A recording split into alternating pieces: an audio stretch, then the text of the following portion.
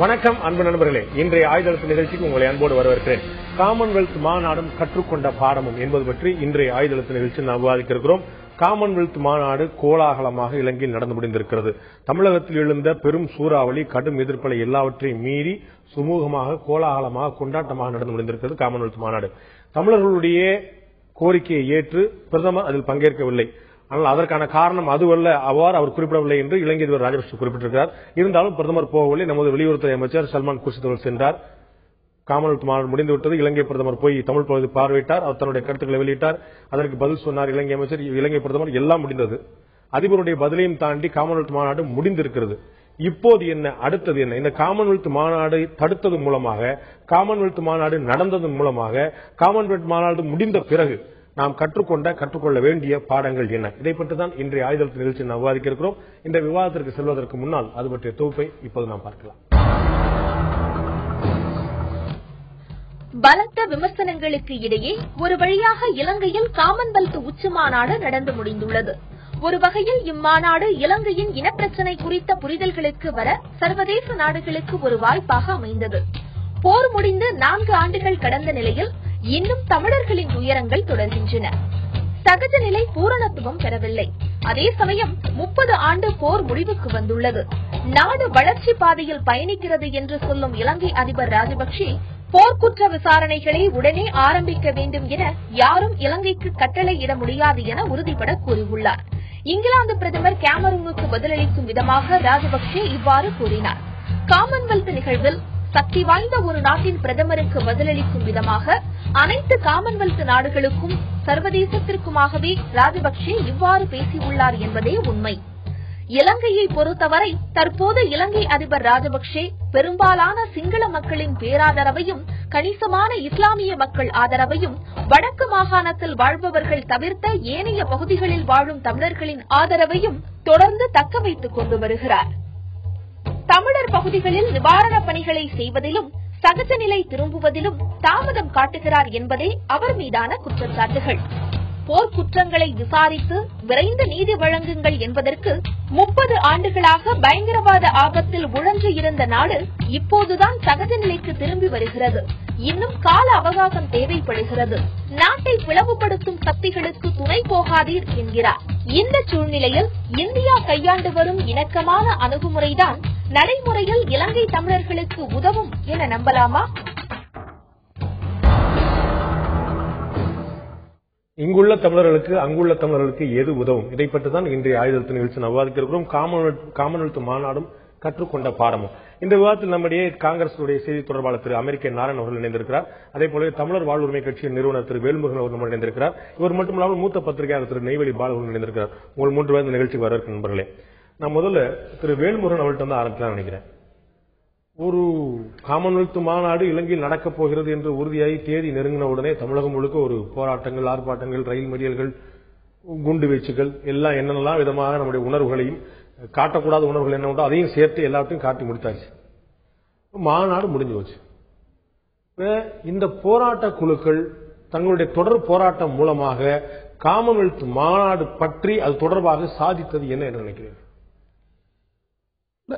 கண்டிப்பா தமிழ்நாட்டில் தமிழர்கள் ஒரு உணர்ச்சியற்ற பிண்டங்களாக அல்லது உணர்வற்ற ஒரு மனிதர்களாக, ஒரு அறிவுபூர்வமாக சிந்திக்கக்கூடிய மனிதர்களாக நாம் இல்லை என்று சொன்னால், அங்கு அவ்வளவு பெரிய ஒரு மனித படுகொலை நடந்திருக்கிறது, மனித பேரவலம் நடந்திருக்கிறது. நமக்கு சம்பந்தம் இல்லாதவர்கள் எல்லாம் உலகத்தில் பல மூலைகளில் இதற்காக போராடி கொண்டிருக்கிறார்கள், இதற்காக வாதாடி கொண்டிருக்கிறார்கள்.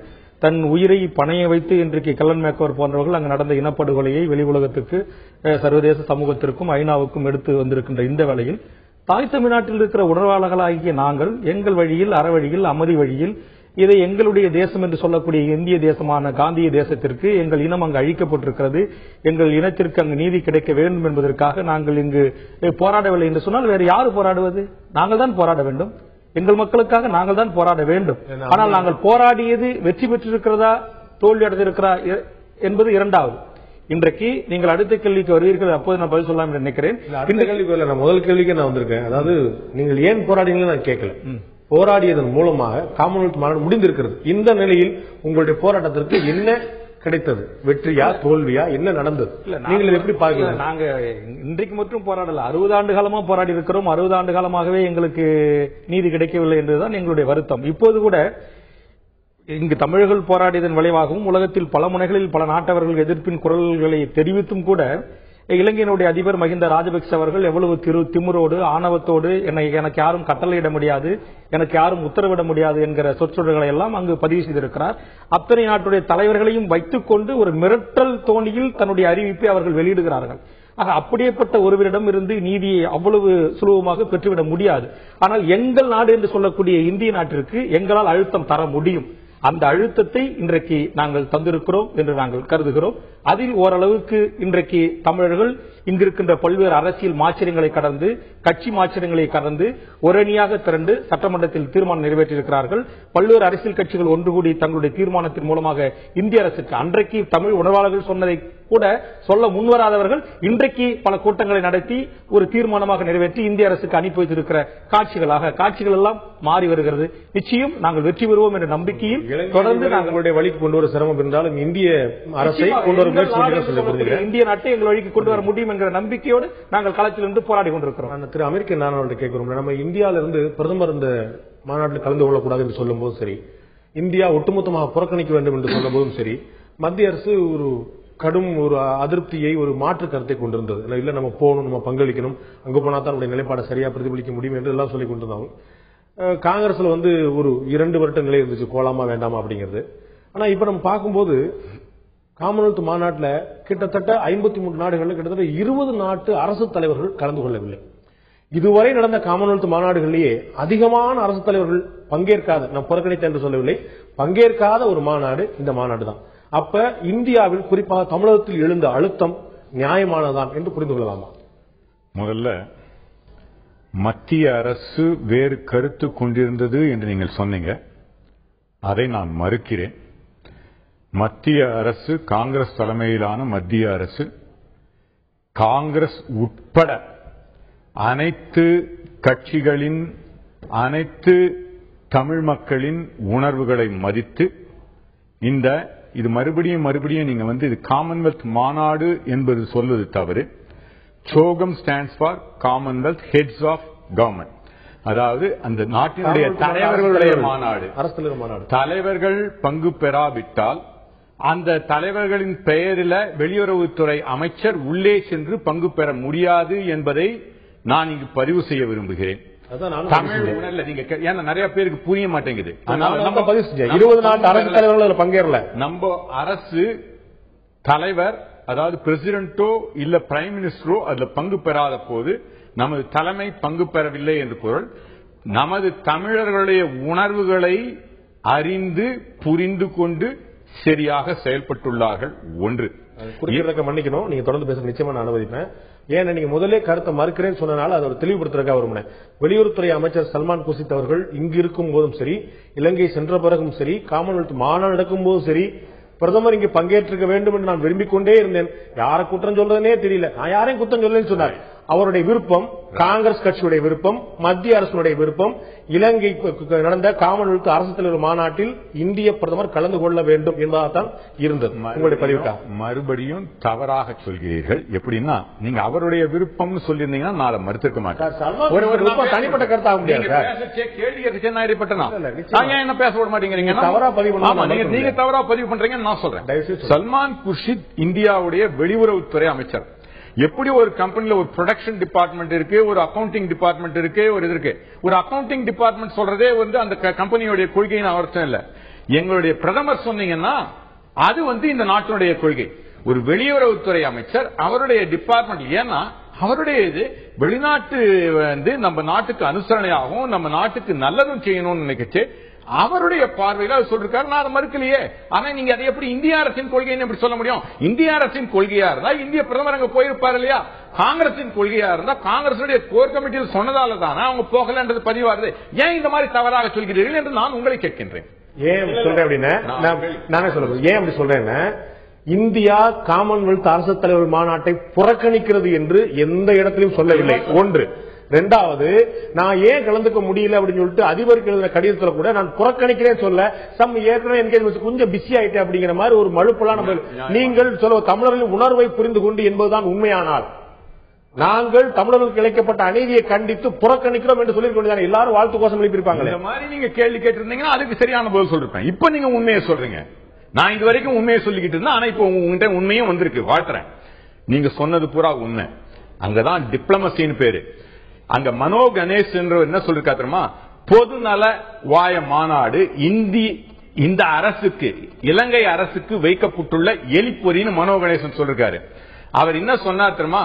இந்த நாட்டில் எல்லா கட்சிகளும், அதாவது இவருடைய ஆதரவு செய்கின்ற கட்சிகள் மெல்லவும் முடியாமல் முழுங்கவும் முடியாமல் தவிக்கிறது. தேள் கொட்டு வாங்கிய திருடனை போல ஆட்சி தலைமை முழிக்கிறது.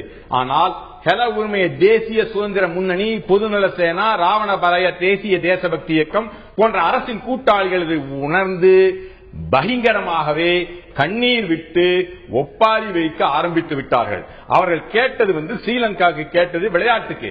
ஆனா இங்க நம்மளுடைய ராஜதந்திரத்தின் மூலமாக அங்கு பல நாடுகளும் சேர்ந்து அந்த இடத்துல இலங்கையில் நடந்தது மூலமாக இன்று ராஜபக்சே மெல்லவும் முடியாமல் முழுங்கவும் முடியாமல் அந்த நாட்டில் இவ்வளவு போக்கஸ் வந்திருக்குமா? நான் உங்களை கேட்கிறேன். இந்த எல்லா தலைவரும் வராம இருந்தா போயிருமா? கேமரா நாங்க போயிருப்பாரு. இங்க நம்ம தலைவரை சந்தித்து பேசுறதுனால போயிருக்காரு. வெளியுறவுத்துறை அமைச்சர் சல்மான் குர்ஷித் பேசுனது செல்லாது. ஆனா ஒரு மனோ கணேசன் பேசுனது செல்லும். நீங்க ஏத்துக்கிறீங்க இல்லையா? நாட்டு மக்களே சொல்றாங்க. சல்மான்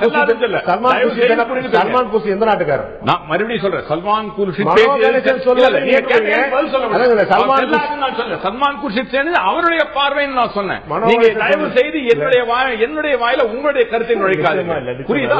நிச்சயமா இல்ல. மனோ கணேசன் சொன்னீங்க, குறிப்பிட்ட சொன்னீங்க. நம்முடைய வெளியுறவுத்துறை அமைச்சர் தமிழ் ஆள் இல்லையா? அதான் சொன்னேன். அவர் சொல்றாரு தமிழ் உணர்வை சேர்ந்தவர். தமிழ் ஆள் சொல்றாரு எதிர்கட்சிகள் கண்ணு விட்டு. நான் சொல்ல அவங்க இன்னொரு இது சொல்லிருக்கு. இந்த மாநாடு is a failure. The government will go down in the history as giving the biggest stakes for India. தமிழர்களின் உணர்வுகளை மதித்துதான் பிரதமர் அங்கு செல்லவில்லை என்று காங்கிரஸ் சொல்கிறது. ஆனால் தமிழ் தேசியவாதிகள் அப்படி ஏற்றுக்கொள்ள தயாராக இல்லை. இருந்தாலும் கூட கேமரூன், அங்குள்ள பிரிட்டன் பிரதமர் கேமரூன் அங்குள்ள தமிழ் பகுதிகளுக்கு சென்று, யாழ்ப்பாணத்தில் சென்று தமிழ் மக்களை சந்தித்து உலகளாவில் இந்த பிரச்சனையை கொண்டு போனதன் மூலமாக அவருக்கு கிடைத்த நல்ல பெயர். மன்மோகன் சிங் அங்கு சென்றிருந்தால் இந்தியாவுக்கு அந்த பெயர் கிடைத்திருக்குமோ? விவாதிக்கலாம்.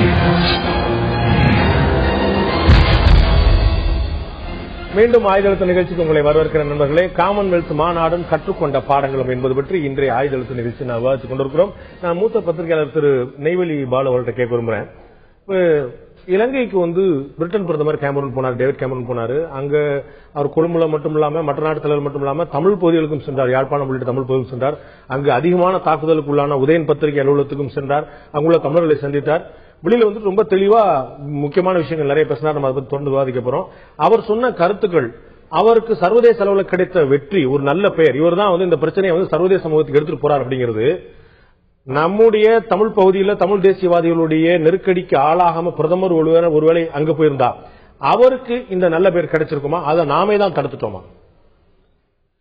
நிச்சயமா அதான் செஞ்சிருக்கணும். அதை சல்மான் குர்ஷித் அழகா சொல்லியிருக்காரு. ஆக சல்மான் குர்ஷித் தான் இந்தியா அரசினுடைய பிரதிநிதியா போயிருக்கிறார். அவர் ஏதோ சாதாரணமா போகல. அவர் அக்கௌண்ட் டிபார்ட்மெண்ட் இந்த மாதிரி எல்லாம் நம்ம அது அப்படி சொல்றது ரொம்ப கொச்சைப்படுத்துறது. அப்படி உண்மை என்று சொன்னால் சல்மான் குர்ஷித் இந்த மாநாட்டுக்கு போனதே தவறு. அவர் சட்டப்பூர்வமான பிரதிநிதி இல்லை என்று ஆகிறது என்று ஒன்று. இரண்டாவது, அப்படின்னு சொன்னா அவர் மேல் நடவடிக்கை எடுக்கும் இந்திய அரசாங்கம், குறிப்பாக பிரதமர் அவருடைய அனுமதி இல்லாமல் அங்க போறாருன்னு சொன்னா அவர் மேல் நடவடிக்கை எடுக்கணும். ஒண்ணு. இரண்டாவது என்ன என்று சொன்னால், அப்படி ஒரு பிரதமர் போனால்தான், அவர் பேசினால்தான் அது ஒரு அரசனுடைய கருத்தாக இருக்க முடியும். வெளியுறவுத்துறை அமைச்சர் போனார் சொன்னா அது அவருடைய அரசனுடைய கருத்தாக இருக்க முடியாது என்பதை போல சொன்னால், அவரோட அங்கே போயிருப்பது அந்த காமன்வெல்த் மாநாட்டில் கலந்து கொண்ட 54 நாடுகளையும் அவமானப்படுத்துவதாக இந்தியா செய்திருக்கிறது என்று அப்படியே நாம் அதை எடுத்துக்கொள்ள வேண்டும். அது இரண்டாவது. மூன்றாவது என்ன என்று சொன்னால், கேமரூன் இந்த பிரச்சனையில ஒரு சம்பந்தப்படாத ஒரு வெளிநாட்டவர், ஒரு வெள்ளைக்கார நாட்டை சேர்ந்தவர்.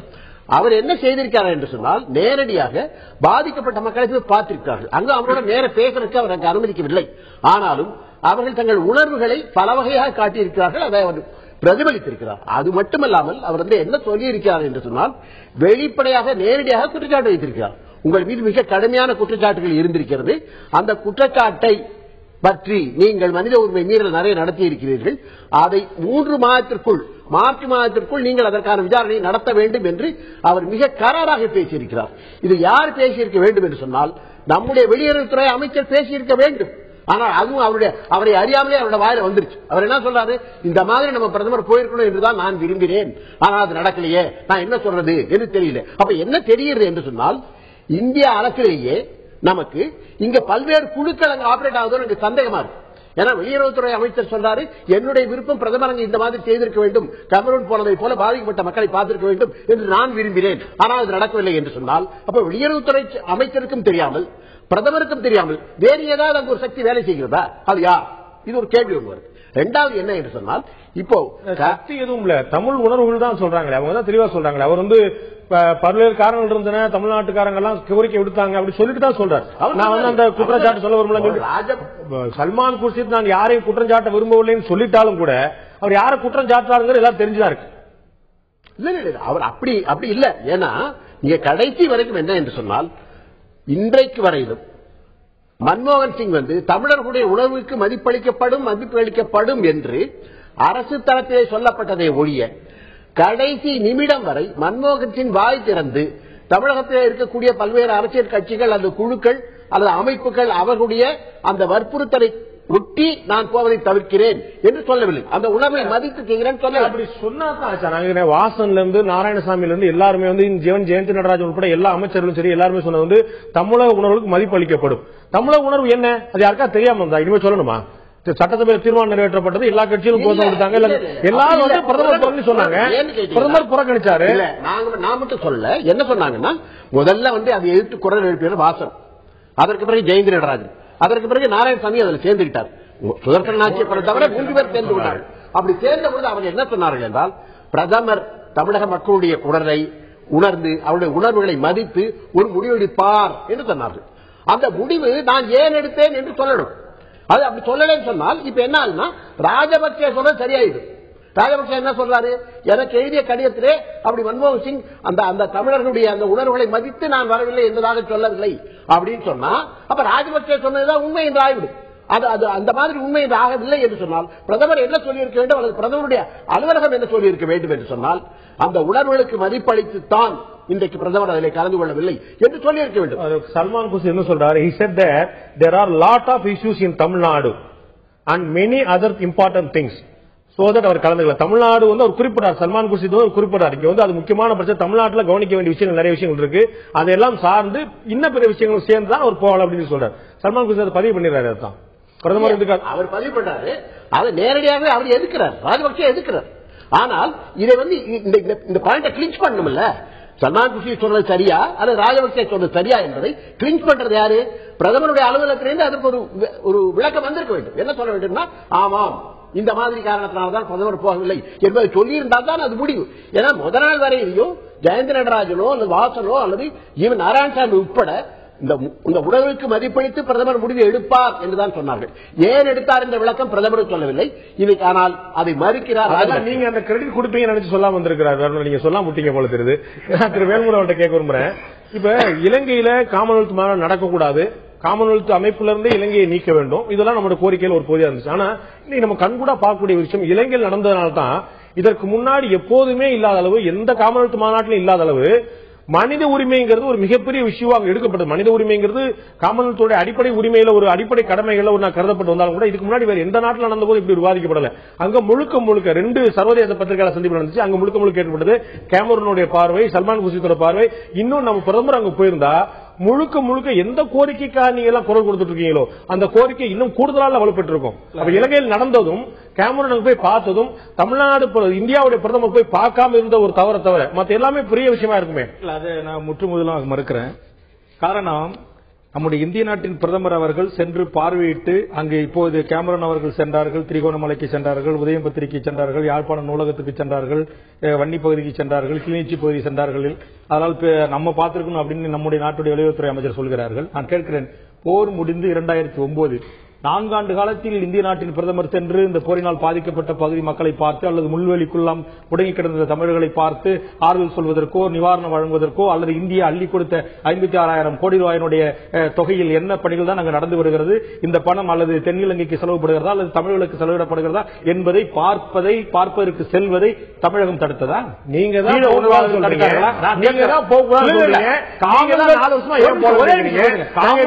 காமன்வெல்த் மாநாட்டில் இந்தியா கலந்து கொள்ளக்கூடாது, புறக்கணிக்க வேண்டும். காமன்வெல்த்துடைய கொள்கைகளுக்கும் அதனுடைய கோட்பாடுகளுக்கும் அதனுடைய விதிகளுக்கும் நேர் எதிராக இலங்கையில் மிகப்பெரிய மனித உரிமை மீறல் நடந்திருக்கிறது, போர்க்குற்றம் நடந்திருக்கிறது, இனப்படுகொலை நடந்திருக்கிறது என்பதற்காக காமன்வெல்த் மாநாட்டில் இந்தியா பங்கேற்க கூடாது என்று சொன்னோம். ஆனால் நான் கேட்கிறேன், இதற்கு முன்னால் இந்தியா சார்பாக செல்லவில்லை. இதற்கு முன்னால் கிருஷ்ணா சென்றார், சல்மான் குர்ஷித் சென்றார், அனைத்து கட்சி குழுக்கள் சென்றது. எங்கேயோ பிறந்தவர் வெள்ளைக்கார இந்தியா நாட்டுடைய பிரதமர் இன்றைக்கு டேவிட் காமரன் அவர்கள் சொன்ன கருத்துக்களை இந்திய நாட்டில் வெளியுறவுத்துறை அமைச்சர் சொல்லியிருக்கிறதா? தமிழ்நாட்டில் சென்ற குழுக்கள் சொல்லியிருக்கிறதா? நான் கேட்கிறேன், யார் சொல்லியது? அந்த மக்களுடைய உணர்வுகளை யார் பிரதிபலித்தது? எங்கே இருக்க இங்கிலாந்து நாட்டுடைய பிரதமர் பிரதிபலித்திருக்கிறார், இந்த நாட்டில் பிரதமர் பிரதிபலித்திருக்கிறாரா? நாட்டுடைய வெளியுறவுத்துறை அமைச்சர் பிரதிபலித்திருக்கிறாரா? சென்ற குழுக்கள் பிரதிபலித்திருக்கிறதா? பதிவு செய்தது அந்நிய தேசத்தின் பிரதமர், எங்கள் தேசத்தின் பிரதமர் அல்ல. ஒரு நிமிஷம், உங்களுடைய நம்முடைய தேசத்தின் எதிர்க்கட்சி தலைவர் சுஷ்மா ஸ்வராஜ் தலைமையிலான சென்ற குழு, மார்க்சிஸ்ட் கட்சி உட்பட பல்வேறு கட்சியில் சேர்ந்த குழு அங்க உள்ள மக்கள் தனித்தமிழ் ஈழத்தை விரும்பவில்லை என்று பதிவு செய்திருக்கிறார். ஏற்றுக்கொள்கிறீர்களா? நான் சொல்றேன், தனித்தமிழ் மக்களை விரும்புகிறாங்க, அதுதான் பொதுவாக நீங்க போய் ஒரு குழு போய் பார்த்து வந்து சொல்றதை ஏற்றுக்கொள்ள முடியாது. தனி மனிதன் போய் சொன்னா ஏற்றுக்கொள்வீங்க, ஒரு குழு போய் சொன்னா ஏற்றுக்க மாட்டீங்க. பாதிப்பு குறித்து அவர் கருத்து சொல்லிட்டு இருக்கிறார், தனித்தமிழ் ஈழத்தை குறித்து அவர் கருத்து சொல்லவில்லை. பாதிப்பு குறித்து கருத்து சொல்லிருக்கிறார், மனித பேரவலத்தை பற்றி கருத்து சொல்லியிருக்கிறார், இனப்படுகொலை பற்றி அவர் கருத்து நேரடியாக பார்த்துவிட்டு அவர் பதில் சொல்லியிருக்கிறார். அதே இடத்துக்கு போய் முள்வெளி முகாம்கள் போய் பார்த்து மணிக்கொன்னை பார்த்து அத்தனை இடத்தை பார்த்துட்டு வந்த குழு தான் சொல்ற குழு. துப்பாக்கி முறையில் இருக்கக்கூடிய தமிழகத்தில் சென்று காட்டுகின்ற போது தனியிட வேண்டும் என்று சுஷ்மா ஸ்வராஜ் போனாங்க. சுஷ்மா ஸ்வராஜ் போனாங்க, அவருடைய குழு வந்து முழுக்க போச்சு. இல்ல சுஷ்மா ஸ்வராஜ் துப்பாக்கி AK-47 ஒரு 5 தமிழ் மக்களுக்கு ஒரு ராணுவ வீரன் இருக்கின்ற இடத்தில் துப்பாக்கி முனையில் இருக்கிற ஒரு தமிழன் வந்திருக்கிற இந்திய குழுவிடம் அல்லது தாய் தமிழ்நாட்டில் குழுவிடம் தன் உயிரை பணைய வைத்து எங்களுக்கு தனித்தமிழ் தான் தீர்வு என்று சொல்வானா? நான் இன்றைக்கு இந்த ஊடகத்தின் வாயிலாக கேட்கிறேன், இந்திய அரசு இப்போதும் சொல்லுகிறேன், இந்திய அரசுக்கு தமிழக மக்களுக்கு ஒரு தீர்வு ஏற்படுத்தி தர வேண்டும் என்று சொன்னார். இன்றைய டெசோ சொல்லியிருக்கிறது, தமிழக சட்டமன்றம் சொல்லியிருக்கிறது, அனைத்து அண்ணா திராவிட முன்னேற்றம் சொல்லியிருக்கிறது, தமிழ்நாட்டில் இருக்கிற பெரும்பான்மை அரசு கட்சி சொல்லியிருக்கிறது. ஒரு பொது வாக்கெடுப்பை தமிழ் ஈழ மண்ணிலும் புலம்பெயர்ந்த தமிழகத்திலும் நடத்துவதற்கு ஏன் இந்திய அரசு முன்வரவில்லை? முன்வாருங்கள், வரவேற்கிறோம், நாங்கள் பிரதமரை பாராட்டுகிறோம். நீங்க ரொம்ப நேரம் கருத்து நானும் சொல்லுவேன், உங்களுடைய கருத்துக்காக நான் சொல்லல. அவர் நல்லா ஐ திங்க் இதுவே வேணாம், நேராவே மக்களுக்கு ஒய்வு நல்லா பேசினாரு, வாழ்த்துறேன். ஆனா அரசியல்வாதி மாதிரி சரியான அரசியல்வாதியாக இந்த பக்கம் அந்த பேசுறாரு. முதல்ல இவர்கள்லாம் இந்த குழுக்கள் போகச்சேவே எவ்வளவு விமர்சனத்துக்கு இந்த குழுக்கள் ஆளாக்கப்பட்டது, இவர் எவ்வளவு விமர்சனம் பண்ணாருன்னு தமிழ் மக்கள் பார்த்துக்கிட்டு தான் இருக்காங்க.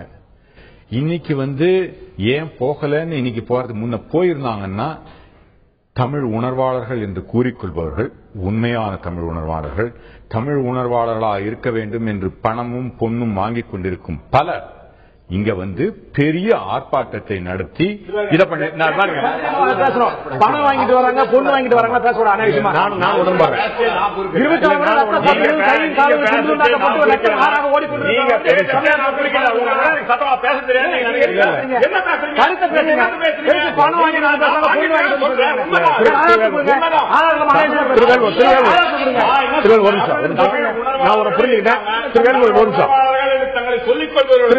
பணம் வாங்கி கொண்டு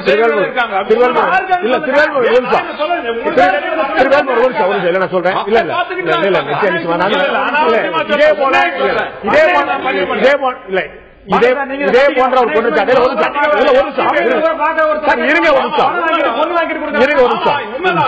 இல்ல இதே போல ஒரு குற்றச்சாட்டை காங்கிரஸ் மீதோ மற்ற கட்சியின் மீதோ பணம் வாங்கி கொண்டு செல்வார் சொல்ல முடியாது. யாருமே நான் ஒன்று உங்களிடம் ஆதாரம் இருந்தால் நேரடியாக வேல்முருகன் எப்படி செய்கிறார் என்று சொல்லுங்க, நிரூபிங்க. இல்ல யாருமே இல்ல, யாருமே இல்ல உங்களிடம் ஆதாரம் இல்லை போது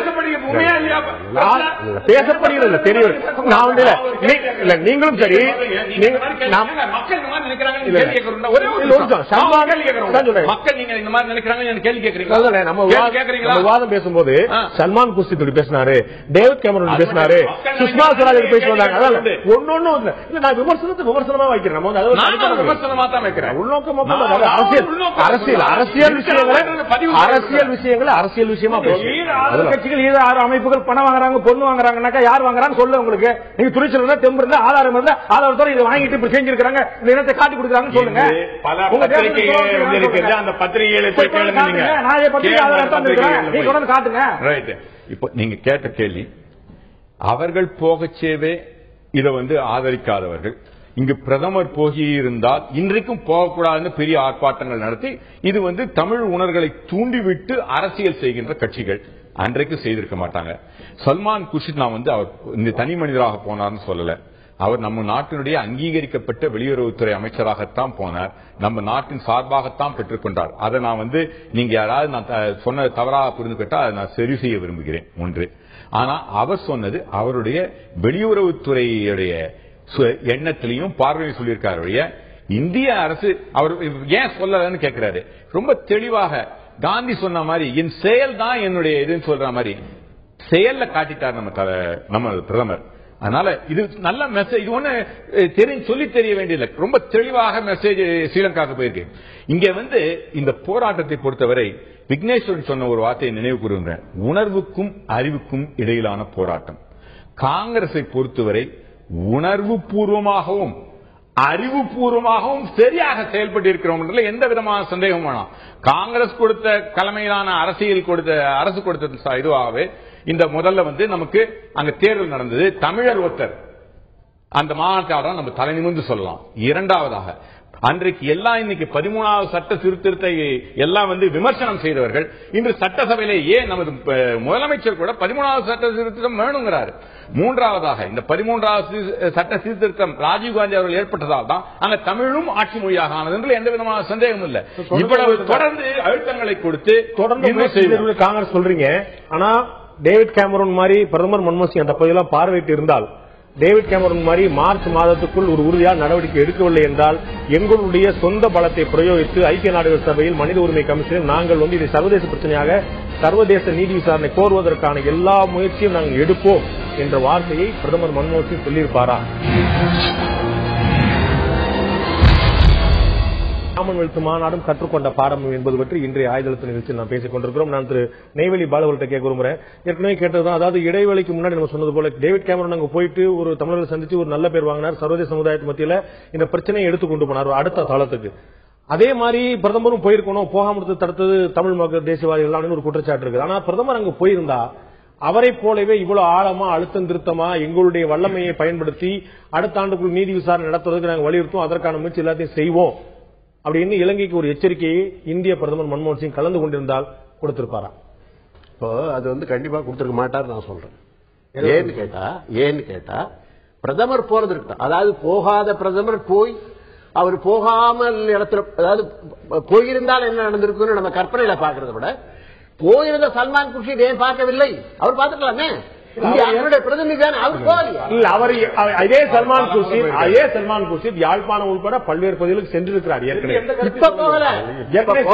அவர் என்ன சொல்றேன்னா, சல்மான் குர்ஷித் அவருடைய வாயாலே சொல்றாரு, இன்னைக்கு கேமரூன் சொன்ன மாதிரி நம்முடைய பிரதமர் செய்திருக்க வேண்டும் என்று நான் விரும்புகிறேன் சொன்னாதான் அதனுடைய பொருள் என்ன? அவர் போயிருந்தா சொல்லிருப்பாரு. ஆனால் என்ன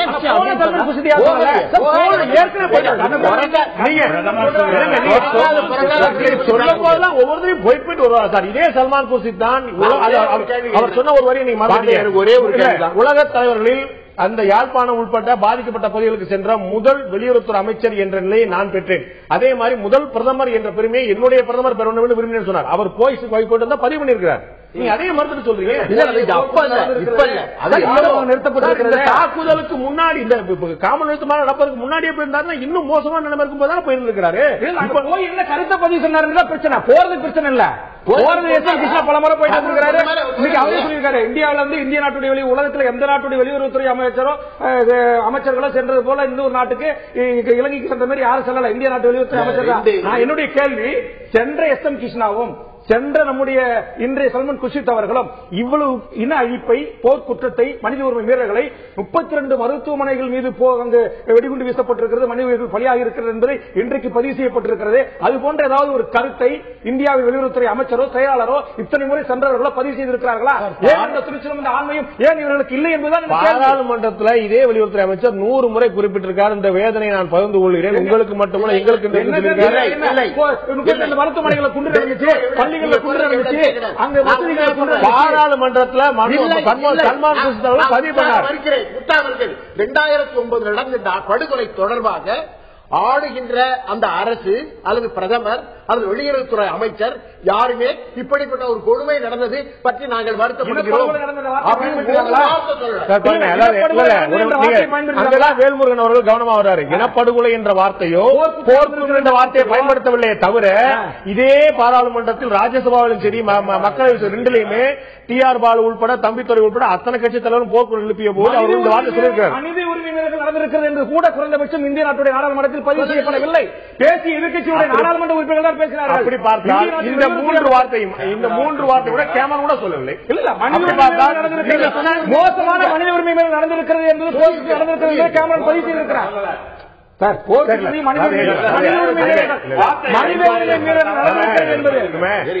வார்த்தைகள் விளையாடுறதுல பெரிய அர்த்தம் இல்லை. அங்க உள்ள மனித உரிமை நடந்தது அப்படிங்கிறது உலகத்திலே தெரிஞ்ச விஷயம், எல்லாருக்கும் தெரிஞ்ச விஷயம். ராஜபக்சே சொல்லியிருக்கிறார். நான் என்ன சொல்றேன்னு சொன்னா, இந்த பிரச்சனையை இந்த மாதிரி நம்ம இந்த வார்த்தை விளையாட்டோ அல்லது நம்முடைய உணர்ச்சிகள் விளிம்பில் இருந்தாலும் அதை பேசி தீர்க்க முடியாது. இது ஒரு மிகப்பெரிய மனித அவலம் என்பது உலகம் பூரா ஏற்றுக்கொண்டு விட்ட ஒரு விஷயம். இதை பத்தி நம்ம விவாதிக்கிறதே அவசியம் இல்லை. நாராயணன் ஒத்துக்கிறாரா, மன்மோகன் சிங் ஒத்துக்கிறாராங்கிற தேவையே இல்லை. அதை மீறி சில விஷயங்களில் உலகத்தில் ஒரு பதிவு ஆயிடுச்சுங்கிறது உண்மை. நான் என்ன சொல்கிறேன் என்று சொன்னால், 2011 இதே காமன்வெல்த் மாநாட்டில் ஒரு கருத்து ஒன்று வைக்கப்பட்டது. தி எமினன்ட் குரூப் ஆஃப் பர்சன்ஸ் என்று ஒரு குழு ஒன்று போட்டாங்க. அந்த குழுவில் என்ன ஒரு முடிவு எடுத்தாங்கன்னு சொன்னால், இன்றைக்கு இந்த காமன்வெல்த் இந்த அமைப்பு தொடர்ந்து இயங்குவதற்கான சில மாற்றங்களை என்ன செய்ய வேண்டும் என்று போட்டார்கள். அப்ப அந்த குழு ஒரு அறிக்கை கொடுத்தது. அந்த அறிக்கை கொடுத்ததில் என்ன அந்த மாற்றம் வந்தது என்று சொன்னால், இனிமேல் காமன்வெல்த் மாநாடு நாடுகளுக்குள் உள்ளிருக்கக்கூடிய உறுப்பு நாடுகளுக்குள் மனித உரிமை மீறலோ, ஜனநாயக மீறலோ, அல்லது கருத்துரிமையோ, கருத்துரிமை மறுப்போ, அல்லது பொது சட்ட ஒழுங்கு பிரச்சனையோ இந்த மாதிரி இருக்கு. அதாவது அதிகார பரவல், ஜனநாயகம், தேர்தல் வெளிப்பட்ட ஜனநாயகம், மனித உரிமை பாதுகாப்பு, முரண்பட்ட சமூகங்களிடையே சகிப்புத்தன்மை, அதிகார பரவல், சட்டத்தின் ஆட்சி ஆகியவை இன்றைக்கு இதை பற்றிய பிரச்சனை எது வந்தாலும் நம்முடைய காமன்வெல்த் மாநாடு பேச வேண்டும் என்று அந்த குழு ஒரு பரிந்துரை செய்திருக்கிறது. அந்த பரிந்துரை 2012 கடந்த ஆண்டு அது ஏற்றுக்கொள்ளப்பட்டு இந்த ஆண்டு 2013 மார்ச் 1 இந்த காமன்வெல்த்துடைய தலைவராக இருக்கக்கூடிய பிரிட்டிஷ் அரசின் எலிசபெத் கையெழுத்து போட்டதோடு அது நடைமுறைக்கு வந்துவிட்டது. ஒன்று. இரண்டாவது என்ன என்று சொன்னால், காமன்வெல்த்தில் இந்த மாதிரியான டிசிஷன் வரவில்லை என்று சொன்னாலும் கூட போன முறை 2012 இதே இங்கிலாந்து பிரதமர் தான் ஒரு கருத்தை சொன்னார். என்ன சொன்னார் என்று சொன்னால், இந்த காமன்வெல்த்துக்கென்று ஒரு காமன் சார்ட்டர் ஒன்று வேண்டும் என்று சொன்னார். அந்த அடிப்படையில் தான் இந்த குழு அமைத்து இந்த சார்ட்டர் வந்திருக்கு. இந்த சார்ட்டர்ல என்னன்னா சொல்லணும், இதை தவிர வரலாறு என்ன என்று சொன்னால், 1960 அன்றைக்கு இருந்த அந்த ஸ்மட்ஸ் என்று சொல்லக்கூடிய ஒரு வெள்ளை ஆட்சி தென்னாப்பிரிக்காவில் இருந்த பொழுது அவன் என்ன சொன்னான் என்று சொன்னால், இங்க மற்றவர்களை வெள்ளையர்களை தவிர மற்றவர்களுக்கு எந்த உரிமை கொடுக்கப்பட முடியாது இந்த நிறைவேற்றுவை கொள்கையை அவன் அறிவித்தான். அறிவித்த உடனேயே 1960 அந்த காமன்வெல்த் நாட்டில் இருந்து தென்னாப்பிரிக்கா நீக்கப்பட்டது. தென்னாப்பிரிக்கா விளையாட்டுத் துறையில கூட வர முடியல. அன்றைக்கு பிரதமர் ஜவஹர்லால் நேருவிடம் இருந்த வெளிநாட்டுடைய கொள்கை, வெளியுறவு கொள்கை என்பது எவ்வளவு மிக சிறப்பானதாக இருந்தது. அதற்கு பிறகு காமன்வெல்த் மாநாட்டுக்குள்ளே நிறைய விஷயங்கள் தெரிஞ்சுக்கணும். நான் கேட்கிறேன், நீங்க கருணாவோ டக்ளஸ் தேவானந்தாவோ சொன்னா அவர்களாம் துரோகி என்று சொல்வீங்க. ஆனா இந்த மாநாட்டில் இந்தியா கலந்துக்கணும், தங்களுடைய பங்களிப்பை செய்யணும் சொல்லிட்டு விக்னேஸ்வரன், சம்பந்தன், சுரேஷ் பிரமச்சந்திரன் மாதிரி அங்க உள்ள தமிழ் தலைவர் சொல்லியிருக்காங்க. அப்ப அவர்களும் துரோகி லிஸ்ட் தான் உங்களுக்கு பட்டியல். விக்னேஸ்வரன் முதலில் சொன்னார் அந்த கருத்தை. ஆனால் அதற்கும் பிறகு அவர் அந்த கருத்தில் என்ன சொன்னார், வரணும் இங்க ராணுவத்தின் குடியில் இருக்கிற எங்களை மக்களை மீட்டு கொடுக்கணும், எங்களுக்கு காணிக்கான உரிமையை அவர் பெற்றுத்தரணும், அதை எங்களுக்கு செஞ்சு கொடுக்கணும், போலீஸ் உரிமை எங்களுக்கு வேணும், இது போன்று செய்வதாக இருந்தால் அவர் வந்து செய்யலாம். ஆனா நான் கேட்கிறேன், இன்னைக்கு இது மூன்றும் தெரிய அவர் போகலங்க, அவர் போகல, பிரதமர் போகல, வெளியுறவுத்துறை அமைச்சர் போயிருக்காரு. இதை மூன்றை குறித்து இந்திய நாட்டு வெளியுறவுத்துறை அமைச்சர் அங்க வாய் இருந்திருக்கிறாரா? நீங்க சொன்னீங்க போர்க்குற்றத்தை பத்தி பேசல. இன்றைக்கு வந்திருக்கிற ஒரு மிக முக்கியமான பத்திரிகை மிக தெளிவாக சொல்லியிருக்கிற போர்க்குற்றம் மனித உரிமை மீறல்கள் தொடர்பாக சுதந்திரமான விசாரணைக்கு மார்ச்சுக்குள் இலங்கை உத்தரவிட வேண்டும் என்று பிரிட்டிஷ் பிரதமர் டேவிட் கோமன் வெள்ளிக்கிழமை கெடு விதித்தார். தவறினால் சர்வதேச விசாரணை கோருவன் என்றும் எச்சரித்தார். அவரது கோரிக்கையை இலங்கை உடனடியாக நிராகரித்து நெருக்கத்தில் உட்படுத்தி விசாரணைக்கு உத்தரவிட மாட்டோம் என்று அவர் சொல்லியிருக்கார். நீங்க சொன்னீங்க போர்க்குற்றம் மனித உரிமை பத்தி பேசவே இல்லைன்னு. டேவிட் கமரன் அங்கு பேசியிருக்கிறார். ஒன்று. இரண்டாவது, ஒரு மிகப்பெரிய நடுநிலையான ஒரு நாளேடு இன்றைய தினத்தந்தி கூட தலையங்க அற்புதமாக இருக்கிறது. ஒரு பிரச்சனை நீங்க சொல்லிட்டே இருந்தாங்க, தமிழக மீனவர்கள் தான் எல்லை தாண்டாங்க, அதற்கு இன்றைக்கு தீர்வு தினத்தந்தி தலையங்க சொல்லியிருக்கு. நான் எதுக்கு சொல்றேன், இன்னொரு செய்தி சொல்லிடுறேன். இன்னொரு தமிழ் நாளேடு எங்களுடைய நாளேடு தான் இருந்தாலுமே கூட நான் சொல்றேன், பிரச்சனையை நம்ம வந்து வேற மீனவர்கள் பத்தி போனோம்னா வேற பிரச்சனை பத்தி போனோம். காமன்வெல்த் மாநாட்டை பத்தி சொல்றேன். தமிழக அரசியல் கட்சிகள் நிலைப்பாடு சரியா தவறா என்பது கேள்வி. இந்திய ஒரு கூட்டமைப்பாக இருக்கும் நிலையில் மாநில உணர்வுகளுக்கு மதிப்பளித்தாக வேண்டும் என்பதுதான் உண்மை நிலைமை. இலங்கை பகைத்துக் கொள்ள முடியாது என்பதற்காக இலங்கை நடப்பதை எல்லாம் வேடிக்கை பார்க்க வேண்டும் என்பதெல்லாம் ராஜதந்திரம். நமது கோரிக்கைகளுக்கு இலங்கை செவிசாய்க்க வைக்க உலகில் மிகப்பெரிய ஜனநாயகத்தால் முடியவில்லை என்று சொன்னால் கேவலம். நமது பிரதமர் வடக்கு மாகாணத்திற்கு போயிருக்க வேண்டும். நமது செலவில் இலங்கையில் நடக்கும் வளர்ச்சி பணிகளை நேரில் பார்த்திருக்க வேண்டும். அது அந்த மக்களுக்கு தன்னம்பிக்கை அளித்திருக்கும். நடந்தவை நடந்தவையாக இருக்கட்டும். அடுத்த கட்டத்தை நோக்கி நகர்வதுதான் புத்திசாலித்தனம். பிரதமர் காமன்வெல்த் மாநாட்டில் கலந்து கொள்வதில் எனக்கு வருத்தம் என்று பேசியிருக்கிறேன். நடந்தது இந்திய வெளியுறவுத்துறை அமைச்சர் சல்மான் குர்ஷித் இப்படி பேசியிருக்கிறார். பேசிட்டு இறுதிய கட்டுரை முடிக்க பாருங்க. இலங்கையில் நடந்த இனப்படுகொலைக்காகவும் போரின் போது நடந்த மனித உரிமை வீரர்களுக்காகவும் சர்வதேச விசாரணை வேண்டும் என்கிற கோரிக்கையை இந்தியா ஏற்கிறதா இல்லையா என்கிற கேள்விக்கு இதுவரையில் தெளிவான பதில் இல்லை. அதிபர் ராஜபக்சவுக்கு ஒரு ஆலோசனை, தலைங்க சொல்லுது, அதிபர் ராஜபக்சவுக்கு ஒரு ஆலோசனை, இலங்கைக்கு தனியாக ஒரு வெளியுறவு அமைச்சர் தேவையில்லை, அந்த வேலையை சல்மான் குர்ஷித் மிக திறம்பட செய்கிறார் என்று தமிழ்நாட்டினுடைய ஒரு பத்திரிகை இன்றைக்கு தலையங்கம் தீட்டுகிறது என்று சொன்னார். இதை விட கேவலம் வேற என்ன இருக்கும் இந்திய அரசுக்கு? இதை விட கலகுனிவு வேற என்ன இருக்கும் இந்திய அரசு? நீங்க குறிப்பிடுறது வந்து தினத்தந்தியோட தலையங்கம் இல்ல அப்படின்னு எல்லாருமே படிக்கக்கூடிய விஷயங்கள் அது புரிஞ்சுக்கிட்டு நம்ம வந்து நான் திரு அமெரிக்க நாளில் கேட்கிறேன், இது வந்து இந்தியா புறக்கணிக்குது அப்படிங்கிற தாண்டி பிரதமர் பங்கேற்கலங்கிற தாண்டி அங்க உள்ள எதிர்கட்சியை புறக்கணிச்சு ரணில் விக்ரமசிங்கோட கட்சி வந்து அவரோட புறக்கணிக்கிறா சொன்னார். இந்த மாநாட்டை கலந்து கொள்ள அர்த்தம் இல்லைன்னு சொன்னார். அங்கேயே இவ்வளவு பெரிய எதிர்ப்புகள் இருக்கும்போது இந்தியாவும் அதை வெளிப்படுத்துறதான நியாயமா இருக்க முடியாது. சொல்றது நம்மளுக்கு என்ன தயக்கம்? நமக்கு ஒரு நிமிஷம், எங்க உணர்வுகளும் அதுதான். நாங்களும் சேர்ந்தா சொன்னா, நான் வந்து அவங்க மேல மட்டும் பழிய போடல. எங்க கட்சியிலையும் அது சிதம்பரமாக இருக்கட்டும், வாசனாக இருக்கட்டும், ஜெயந்தி நடராஜனா இருக்கட்டும், எங்க சட்டசபையில் நாங்களா இருக்கட்டும், நானே உங்க டிவியில சொல்லியிருக்கேன். சோ எங்க உணர்வுகள் வந்து மட்டும் ஒரு காரியத்தை நடைபெறுத்த முடியாது. அறிவு சார்ந்து கடைசியில நம்மளுடைய நோக்கம் என்ன? அங்குள்ள மக்கள் நல்லா இருக்கணும்ன்றதான் நம்ம நோக்கம். அங்குள்ள அப்பாவி மக்கள் வந்து கஷ்டப்படுறானே, அவனுடைய வாழ்க்கை தரம் முன்னேறினான்னு இருக்கும். அது இரண்டாவது கட்டம் இல்ல, அது இரண்டாவது கட்டம். அது இரண்டாவது கட்டம். அதாவது அங்கு உள்ள தமிழர்கள், பாதிக்கப்பட்ட தமிழர்கள் ஒரு பக்கம் இருக்கட்டும், அவருடைய நலவாழ்வு பற்றி அடுத்த கட்டம் பற்றி பேசுவோம் என்று நீங்கள் சொல்லியிருந்தால், ராஜீவ் கொலையையும் குஜராத் கலவரத்தையும் அப்படியே விட்டுவிட நீங்க தயாரா? அது நடந்ததா இருக்கட்டும், அடுத்த விஷயம் பற்றி பேசணும் சொல்ல தயாரா? நீங்க கேள்வி நான் பதில் சொல்லட்டுமா பிளீஸ்? நியாயமான கேள்வி. அதனால அதையும் சேர்ந்து செய்யணுங்கிறதுல தவறு இல்லை.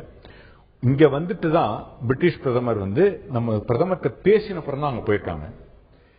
எந்த ஒரு இதுலயும் டிப்ளமசின்னு ஒண்ணு இருக்கு. இதுல வந்து இந்த இதெல்லாம் சொல்லுவாங்க, போலீஸ் ஸ்டேஷன்ல சொல்லுவாங்க, ஒரு நல்ல போலீஸ்காரர் ஒரு கெட்ட போலீஸ்காரர். ஆனா நமக்கு ரெண்டு பேர் சேர்ந்தா தான் வேலை நடக்கும். நல்ல போலீஸ்கார் யாரு, கெட்ட போலீஸ்கார் யாரு இல்ல, யாரா இருந்தாலும் அங்க வேலை நடக்கிறதுக்கு ஒரு அதாவது ஆக்டிங் தான் இதெல்லாம். அதே போல இன்று அங்க இன்னும் நேற்று ஒண்ணு சொன்னாங்க, ஒரு இன்னொரு டிவி நிகழ்ச்சியில 142 டேங்க் அன்னைக்கு கொள்ளினச்சியில் இறங்கிறதுக்கு முன்னாடி அதுக்கு 3 மாதங்களுக்கு முன்ன சைனா கொடுத்திருக்குன்னு சொன்னாங்க. இதையெல்லாம் நம்ம நினைச்சு பார்க்கணும். அங்குள்ள உண்மையான தமிழர்களுக்கு நம்ம இது பண்ணணும்னா இன்றைக்கு நம்ம சரியான எத்தனை நாளைக்கு நீங்க சீனாவை பாகிஸ்தானை காட்டிய பூச்சாண்டி காட்டிட்டு இருக்கீங்க? எத்தனை நாளைக்கு அப்படி இருந்தா இது உண்மை நிலை. அப்படி விவரம் தெரிந்த ஒரு பத்திரிகையாளர் பூச்சாண்டி சொல்லுங்க. நான் கேட்கிறேன், சொல்லுங்க உண்மை சொல்றேன். அப்ப என்ன இந்த பூச்சாண்டி ஒரு வார்த்தை, பூச்சாண்டி பயமுறுத்தல், வேப்ப மரத்தில் பயமுறுத்தல் சொல்றேன். பூச்சாண்டி ஏமா விரிவாக நான் சொல்றேன். சரியா விஷயம் விளக்கம் புரிஞ்சுங்க. நீங்க சரியான வார்த்தையை உபயோகப்படுத்துங்க. பூச்சாண்டி இல்லாத இருக்கிறது குழந்தை காட்டுதான் பூச்சாண்டி. உண்மையான நிலைக்கிறது அஞ்சுவது அஞ்சாமை பேதமை, அஞ்சுவது அறிவா தொழில். நல்லா புரிஞ்சுக்க, ரெண்டுமே புரிஞ்சுக்க. ரெண்டாவது வரையும் பாத்துப்பீங்க. ரெண்டாவது வரைக்கான புரிஞ்சு எந்த விஷயத்துக்கு அஞ்சணுமோ அந்த விஷயம் அஞ்சணும். சீனா வரும், பாகிஸ்தான் வரும், சீனா வரும், பாகிஸ்தான். இந்தியா வராதா? இந்தியா வராதா? இந்தியா வேடிக்கை மட்டும் தான் பாருங்க. உங்களோட ராணுவத்தில் வர இல்லையா? ஒரே ஒரு நிமிஷம். இங்க இந்திய இறுதிக்கட்ட போரின் போது இந்திய ராணுவ ஒருத்தரை கொலை பண்ணுச்சு. அதே மாதிரி பாகிஸ்தான் ராணுவம் இப்ப ரீசெண்டா கொலை பண்ணி அனுப்பல. நாங்க பேசி செய்யல, செயல காட்டிக்கிட்டு இருக்கோம். உண்மை இல்லையா? பாகிஸ்தான் செய்யறோம். நாங்க அங்க போய் இந்திய தமிழர்களுக்காக அடி வாங்கிய பிரதமர், இலங்கை ராணுவத்துக்கு அடி வாங்கிய பிரதமர், தமிழர் தான் அடி வாங்கி தாங்கினால் தமிழர்கள் தாங்கக்கூடாதுன்னு ராணுவத்தை அனுப்பி உணவு பற்றத்தை போட்ட பிரதமர் எங்க கட்சி இருந்தது. எங்களுக்கு நீங்க என்ன செய்யணும்னு சொல்லி தர வேண்டிய அவசியம் இல்ல. நாங்க தெளிவாக எப்பொழுது செய்ய வேண்டும் என்று எங்களுக்கு தெரியும். தூண்டிவிட வேண்டாம், நீங்க பண்ணிக்கலாம். உணர்ச்சிபூர்வமான செயல்கள் இல்ல, செயல்களை செய்வது. இலங்கை பிரச்சனையில காங்கிரஸ் கட்சி மிகச்சரியான பாதையில் சென்று கொண்டிருந்தது. எதுல? இலங்கை பிரச்சனையில காங்கிரஸ் கட்சி மிகச்சரியான பாதையில் சென்று கொண்டிருந்தது. இப்ப அவங்க எல்லாருமே ஏற்றுக்கிறாங்க. அது எல்டிடி இங்க பிரதமரை கொல்வதற்கு முன் பின்னர் தமிழ்நாடே மாறிச்சு. உங்க எல்லாருக்குமே தெரியும். தமிழர்கள் நம்ம எல்லாரும் இலங்கை முழுமையா சப்போர்ட் பண்ணிருந்தோம். ஆனா எல்டிடி இங்க கொண்ட பிறகு தமிழர்கள் எல்லாம் எதிர்த்தாங்களே, அது இல்லையா? நானும் எதிர்க்கிறேன், நீங்க இங்க புலிகளை பற்றி ஒரு வரி கூட பேசப்படவில்லை. இங்க பேசப்படுவது இலங்கையில் கொல்லப்பட்ட 1.5 லட்சம் தமிழர்கள். காரணம் எல்டிடி என்பதை நாம் பதிவு செய்யாம எப்படி போயிட முடியும்? ஐநாவுடைய அறிக்கை 70,000 பேர் ஒரே நாள்ல கொல்லப்பட்டிருக்காங்க சொல்றாங்க. 1.5 லட்சம் தமிழர்கள் கொல்லப்பட்டிருக்காங்க சொல்றாங்க. சிறுவர்களை முன்வைத்து அவர்களை கொண்டாட ஐநா அறிக்கை சொல்ற, அதையும் சேர்த்து சொல்லுங்க. அப்ப நியாயமா பேசுறீங்க அர்த்தம்.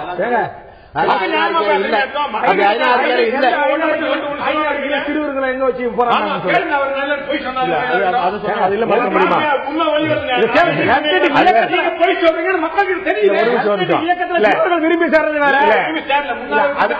அதுல ஒரு உண்மை இருக்குது. அதாவது நவி பிள்ளை அவர்களும் சரி, ஐநாவுடைய மனித உரிமை கமிஷன் அறிக்கையும் சரி,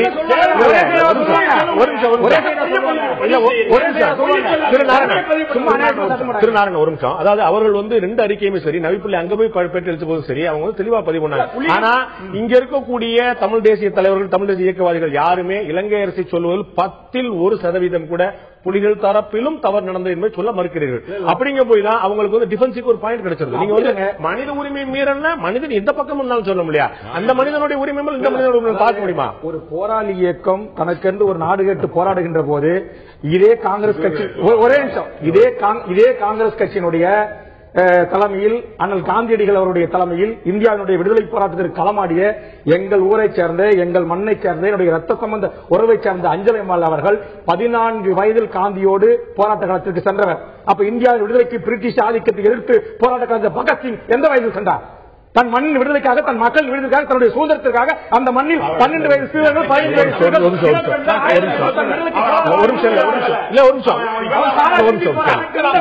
போராளியாவது உங்ககிட்ட என்ன கட்டாயப்படுத்தி போர் முறையில் வச்சிருந்தார்கள் என்று வாக்குமூலம் தந்திருக்கிறார்களா? தன்னுடைய மண்ணின் விடுதலைக்கு, தன்னுடைய மக்கள் விடுதலைக்கு 1000 இந்தியர்கள் 12 வயதில், 14 வயதில், 15 வயது இன்றைக்கு களத்திலே மனிதிருக்கிறார்கள். 13 வயது 14 வயது சிறுவர்களை அவர்கள் படையில் வலுக்கட்டாயமாக சேர்த்தால் என்பதை நானோ இவரோ காங்கிரஸ் கட்சியோ சொல்லல, நீங்கள் அடிக்கடி குறிப்பிடக்கூடிய அதே மனித உரிமை ஆணையம் தான் சொல்லிட்டு. ஒன்று. இரண்டாவது, அவர்கள் போரில் சேர்த்தது மட்டுமல்ல, அவர்கள் போரில் சேர்த்தது மட்டுமல்ல, மனித கேடயங்களாக பயன்படுத்தினார்கள் 2009 நீதி கட்டம் போடும்போது அப்படின்னு அவன் சொன்ன.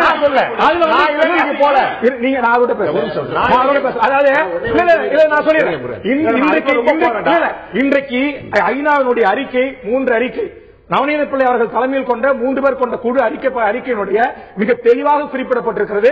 நீங்கள் தந்தி தொலைக்காட்சி இன்றைக்கு 3 தினமாக 3 கட்டமாக வெளியிட்ட அந்த சேனல் போனுடைய அந்த மறு ஒலிபரப்பினுடைய தமிழாக்கத்தில் மிக தெளிவாக சொல்லியிருக்கிறது.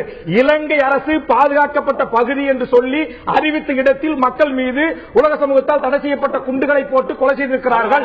விஜய் என்பவர் பதிவு செய்திருக்கிறார், உங்களுடைய பத்திரிகையாளர்கள் பதிவு செய்திருக்கிறார்கள். அப்படி அத்தனை பேரையும் கொண்டு வந்து ஒரே இடத்தில் நிறுத்தி குண்டுகளை போட்டு கொலை செய்தது சிங்கள பேரியாளர் அரசின் ராணுவம்.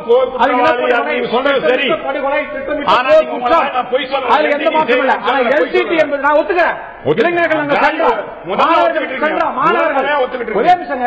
மாவீரன் திலீபன் என்பவர் இன்றைக்கு மருத்துவக் கல்லூரியில் ஒரு மாணவர் பருவத்தில் ஒரு எம்பிபிஎஸ் முடித்த ஒரு மாணவன், படித்துக் கொண்டிருந்த ஒரு மாணவன், இதே காந்திய தேசத்திற்கு எதிராக அகிம்சையை சொல்லித் தந்தவன். அவர் ஒரு மாணவர் தான். ஆனால் தன் நாட்டை நேசித்த காரணத்தாலே அந்த மாணவன் 12 நாட்கள் ஒரு சுட்டுகோள் இல்லாமல் அந்த மண்ணின் விடுதலைக்காக உயிரை பிறந்தார்.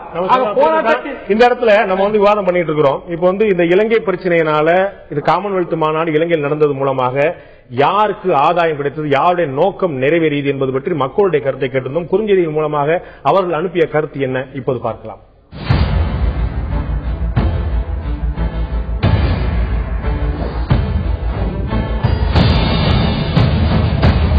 காமன்வெல்த் மாநாடு இலங்கையில் நடந்தது மூலமாக நல்ல ஆதாயம் அடைந்தது ராஜபக்சே என்று 53% பேரும், தமிழர்களுடைய கோரிக்கை கிடைத்த வெற்றி என்று 31% பேரும், யாருக்குமே இதில் வெற்றி இல்லை, லாபம் இல்லை என்று 16% பேரும் கருத்து தெரிவித்திருக்கிறார்கள். இலங்கையில் காமன்வெல்த் மாநாடு நடந்தது மூலமாக ஆதாயம் அடைந்தது ராஜபக்சே தான், இலங்கை அரசு தான் என்று 53% மக்கள் தங்களுடைய கருத்துக்களை தெரிவித்துக் கொண்டிருக்கிறார்கள். நான் இதுதான் திரு பாலுவர்கிட்ட கேட்க விரும்புகிறேன். இறுதியான விஷயம், உங்களுடைய பார்வையில இந்த பிரச்சனை காமன்வெல்த் மாநாடு இலங்கையில் நடந்து முடிஞ்சது மூலமா இந்த சூழ்நிலை இப்ப வந்து ஒரு அப்சர்வேஷன், ஒரு பார்வையாளரா இதுல அதிகமான மைலேஜ், அதிகமான அட்வான்டேஜ் எடுத்தது இலங்கை அரசு நினைக்கிறீங்களா, இல்லாட்டி பிரதமர் பங்கேற்க செய்யாத மூலமா தமிழ் தேசிய இயக்கவாதிகள் கிடைத்த வெற்றி நினைக்கிறீங்களா, அல்லது ராஜேந்திரமாக இந்தியா செயல்பட்டு நினைக்கிறீங்களா? உங்களுடைய பார்வை திருபாலும். அதாவது தமிழர்கள் வந்து இதுல கலந்து கொள்ளக்கூடாது என்றுதான் பெரும்பாலான தமிழர்கள், இன்னும் சொல்ல போனால் ஒட்டுமொத்த தமிழர்கள் காங்கிரஸ் உட்பட சொன்னது ஒன்று. ஆனால் அந்த கோரிக்கையை பிரதமரோ அரசாங்கமோ ஏற்றுக்கொள்ளவில்லை. அதற்கு மாறாக அதை மீறித்தான் பிரதமர் போகவில்லையே ஒழிய அவர் சார்பிலே வந்து மற்றொரு அமைச்சர் சென்றார்.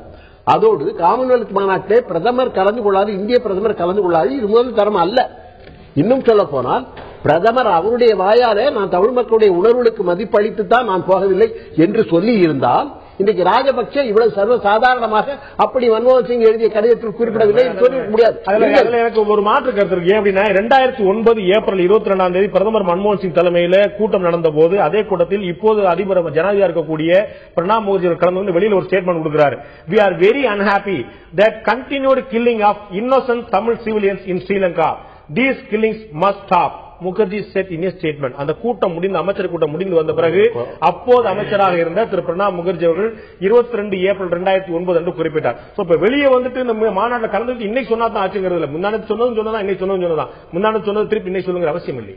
இல்ல, நான் என்ன சொல்றேன், யாருக்கு அட்வான்டேஜ் மாநாடு மூலமாக அட்வான்டேஜ் என்ன சொன்னால் ராஜபக்சேக்கு அட்வான்டேஜ் என்று இது யாருடைய மக்கள் கருத்து எனக்கு தெரியல. என்ன காரணம் என்று கேட்டால் இதுவரையிலே வரலாற்றிலே இல்லாத அளவிற்கு என்ன நடந்திருக்கிறது என்று சொன்னால் நேரடியாக இந்த காமன்வெல்த் அமைப்பை தோற்றுவித்த பிரிட்டிஷ் பிரதமர் நேரடியாக ராஜபக்சேயை குற்றம் சாட்டியிருக்கிறார். சாட்டியது மட்டுமல்ல, பாதிக்கப்பட்ட மக்களை பார்த்துவிட்டு வந்து அந்த அவருடைய உணர்வுகளை வெளிப்படுத்தி இருக்கிறார். 2. மூன்றாவது என்ன என்று சொன்னால் நீங்கள் மார்ச் மாதத்திற்குள்ளாக ஒரு பொது விசாரணை நடத்தி இதை பற்றிய விஷயங்களை வெளியில் கொண்டு வர வேண்டும் என்று சொல்லியிருக்கிறார். 4வதாக என்ன சொல்லியிருக்கிறார் என்று சொன்னால் இதை நீங்கள் செய்யவில்லை என்று சொன்னால் சர்வதேச அரங்கிலே ஐநா சபையிலே இதை நாங்கள் எடுத்துக்கொண்டு போவோம் என்று சொல்லியிருக்கிறார்.